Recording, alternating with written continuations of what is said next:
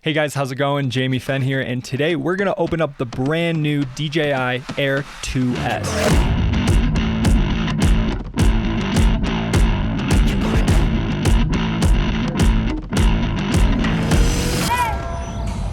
For full disclosure, this is not a sponsored video and I was not paid to make it. I actually just ordered this the day it came out and I finally got it at the front door today. No! Oh, so let's go ahead and open this sucker up. Cue the ASMR. So I opted for the Fly More combo, which is $1,300. If you don't get this combo, it's just $1,000. For this price point, this is an amazing drone already. I've seen some reviews online, but let's go ahead and open up this box. All right, so right off the bat, it smells really good already. Here we go. Okay, so first impressions, you guys. I had the Mavic 1, the original Mavic, and this is insanely tiny compared to it. I mean, it literally fits in the palm of your hand. So that's just on one side of the pocket here. And then we also have the controller, in which this all fits into this bag. There's one battery already on the drone, and we have two more batteries. We have a power bank or like an extension adapter converter for the charging. Now the Fly More combo comes with this adapter that allows you to charge 3 batteries. I remember on the first Mavic that you could only charge 1 at a time. I'm assuming it's probably just 1 at a time as well, but it is really nice and convenient to be able to plug all the batteries in and walk away and not have to worry about it. Now we have the controller. This actually feels pretty big, like surprisingly a lot bigger than I thought. I think that they could have gone a little bit smaller. The thumbsticks are stored at the bottom of the controller, which is kind of interesting. I would kind of like them to just fold down or something maybe when you just screw them in once so you don't have to worry about taking them off and on every single time you want to fly. I will probably just leave mine on. Probably not the best idea, but it wasn't that hard to just put them on real quick. So let's come back over here to the drone. I'm just gonna flip this thing open and see what it's like, what it feels like. It feels pretty sturdy. So I just opened up the accessory box that came with this.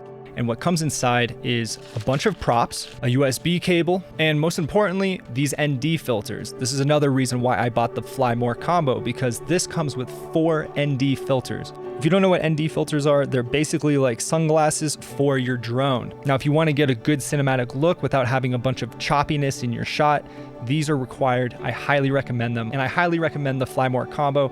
It's totally worth it, and you won't regret it. The accessory kit also comes with a few different connections for different types of phones, I'm assuming, and then extra thumbsticks for the controller in case you break them or lose them. Now I'm going to throw the batteries on the charger and then update the drone with the most current firmware before I go out and try to fly it for the first time. The first time I bought the original Mavic, I made the mistake of not updating the firmware, and sometimes it won't let you fly unless you update the drone. So make sure to do that before you go fly.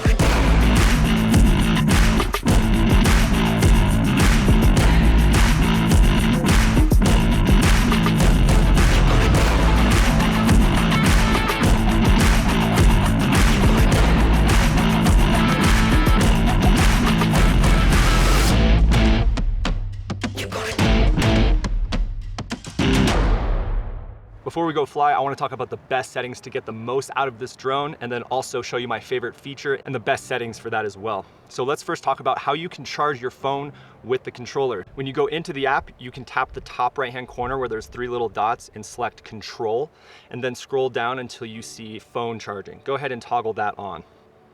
Next, I want to talk about the best camera settings. Now, although this drone can shoot 5.4K, there are some limitations, like you can't zoom in, you also can't do the spotlight feature. So what I prefer to do is shoot in 4K at 24 frames per second or 4K in 60 frames per second. Now, as far as having the drone work in any type of auto mode, I stay clear of that. So what I like to specifically do is go into the white balance, make sure to toggle the auto off. Today's a pretty sunny day, there's a little bit of cloud coverage, so therefore I'm just going to select 5600 Kelvin. Now, as far as shutter speed is concerned, I turn off the auto toggle as well. But most importantly, this is where the ND filters come in. So for today's shooting conditions, I'm using the ND32, which is the strongest ND filter it comes with.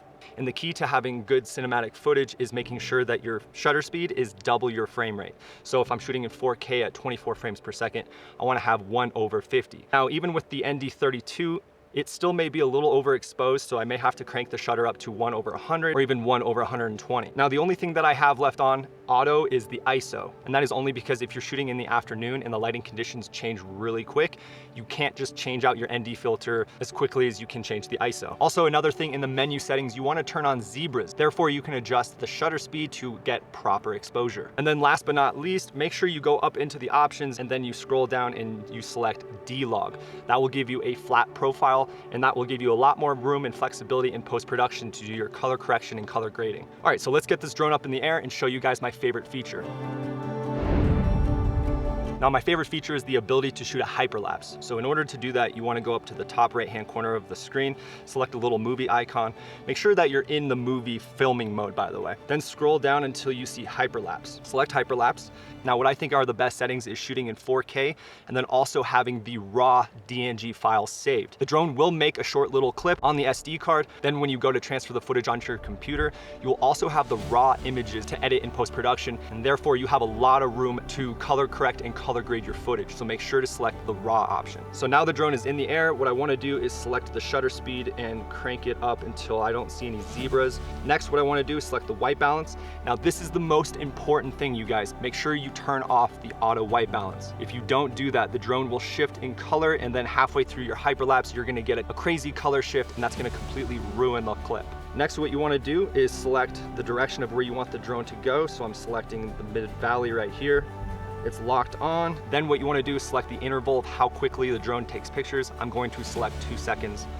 And then I want the video length to be, let's say 10 seconds. And then I want the drone to not move that fast, so I'm just gonna leave it at 1.3 miles per hour. And then all you have to do is sit back and relax and push the record button. Now, once you push the record button, there's a duration of how long it'll take until it's done shooting.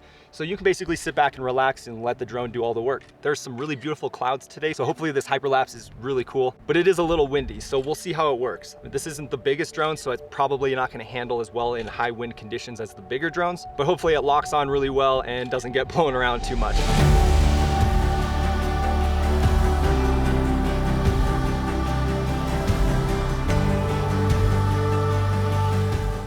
My final thoughts on this drone: this thing is super small, nimble, really lightweight, great for traveling. It shoots 5.4K. It has all the awesome features like spotlight tracking, hyperlapsing, and I have yet to color correct it and color grade it, so I'm really excited to see what that looks like. And if you guys want some stock footage from today, I'll link it down in the description so you can download it, see what you think about it.